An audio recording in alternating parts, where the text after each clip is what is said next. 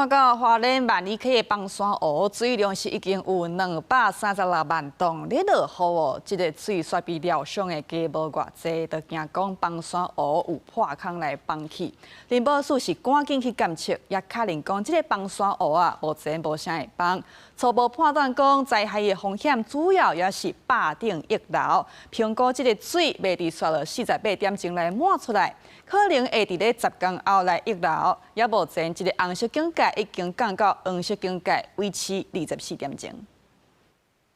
土石規個下來，土沙贏也飛，看到時陣，這個施工人員攏驚一個。哇，哎呦，這個大顆！花蓮的馬潭溪崩山湖，去年下澇造成災害了後，山坪也佫有真儕土石。工程人員來到湖區要做檢查的工程，只是這幾天一直落大水雨，山區一直有土石流，也甲河床變道沖歹去。林保署考慮施工風險稱懸，申請直升機趕緊甲11個工人撤走。另外，相關的警戒畢業要萬里溪崩山湖直升機來到深山，人員吊掛落去，放水位計儀器。根據上新監測，到禮拜下晡2點，跳水量有236萬4800立方公尺，大約是總用量的56%。林保署評估未來48點鐘內底暫時無滿起風險，要中央決定該多進這個紅色警戒，降做到黃色的警戒。我現在下達的決心就是紅色警戒立刻調降到黃色警戒，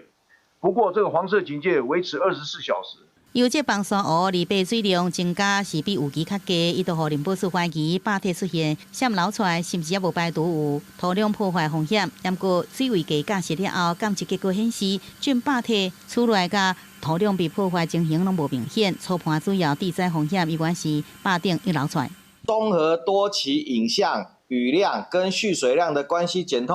滾動檢討，目前壩體滑動或者是管湧跡象尚不明顯。初步算了，如果都晴天沒有水，每天20萬到22萬噸大概10天以後才會溢流。儘管這陣警戒調降，山內也是提高警戒，因為林保署依據這個氣象署天氣預報研判萬里溪的崩山湖可能佇10天了後溢流出來，隨後這溢流時間晚近警戒隨時來調整。溢流進前24點鐘發布黃色警戒，倒退算12點鐘就會進入紅色警戒狀態。記者綜合報道。